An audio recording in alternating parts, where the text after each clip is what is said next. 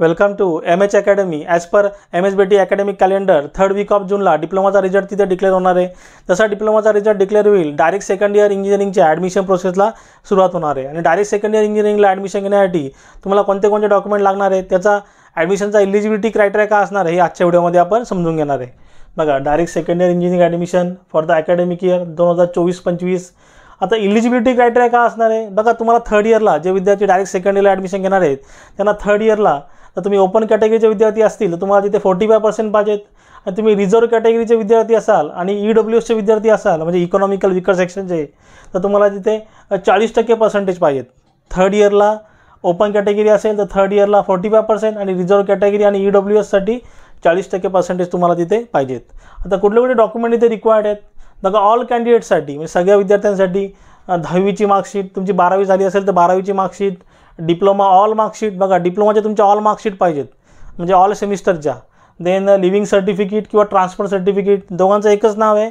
काही ठिकाणी लिव्हिंग नाव असेल, काही ठिकाणी ट्रान्सफर सर्टिफिकेट नाव असेल. त्यानंतर डोमिसाईल सर्टिफिकेट किंवा बर्थ सर्टिफिकेट. त्यानंतर बघा, जे कॅटेगरीचे विद्यार्थी आहेत SC/ST कॅटेगरीचे विद्यार्थी त्यांना तिथे पॉईंट नंबर 1मध्ये मेन्शन केलेले डॉक्युमेंट लागतीलच. त्यानंतर कास्ट सर्टिफिकेट आणि कास्ट व्हॅलिडिटी सर्टिफिकेट तिथे लागेल. त्यानंतर बघा, NT आणि OBCचे विद्यार्थी यांना पॉईंट नंबर 1 आणि 2मध्ये मेन्शन केलेले डॉक्युमेंट लागतीलच. त्याबरोबर नॉन क्रिमिनल सर्टिफिकेट लागेल व्हॅलिड अप टू 31 मार्च 2025.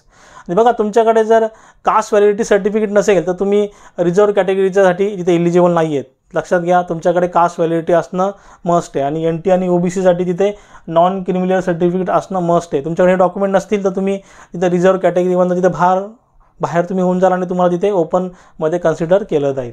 बघा, कास्ट व्हॅलिडिटी सर्टिफिकेट तुमच्याकडे नसेल तर तुम्ही तिथे फॉर्म नंबर 50 घेऊन, आता ज्या तुम्ही डिप्लोमा कॉलेजमध्ये शिकताय तिथून तुम्ही फॉर्म नंबर 50 फिलअप करून घ्या आणि कास्ट व्हॅलिडिटीसाठी अप्लाय करा. तुम्हाला लवकर तुमची कास्ट व्हॅलिडिटी भेटून जाईल.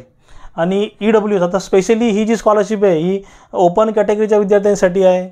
बघा, इथे तुम्हाला EWSचं सर्टिफिकेट लागेल म्हणजे इकॉनॉमिकल विकर सेक्शनचं तुम्हाला सर्टिफिकेट लागेल. बघा, जे 1 नंबरचे जे डॉक्युमेंट आहेत ते सगळे लागतील. त्यानंतर तुम्हाला EWS सर्टिफिकेट लागेल. याचा बेनिफिट असा आहे का तुम्हाला तिथे रिझर्वेशनचा तिथे बेनिफिट भेटेल आणि त्याच्यावर तुम्हाला तिथे इन्कम सर्टिफिकेट लागेल व्हॅलिड अप टू 31 मार्च 2025.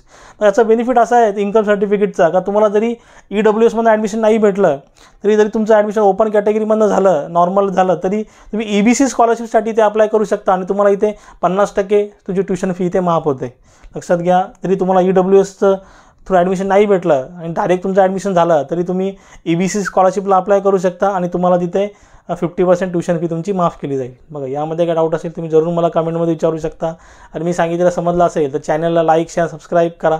साईडला जे बेल आयकॉन बटन आहे ते प्रेस करा म्हणजे माझ्या पुढच्या येणाऱ्या व्हिडिओची नोटिफिकेशन तुम्हाला सर्वात पहिले भेटेल. थँक्यू.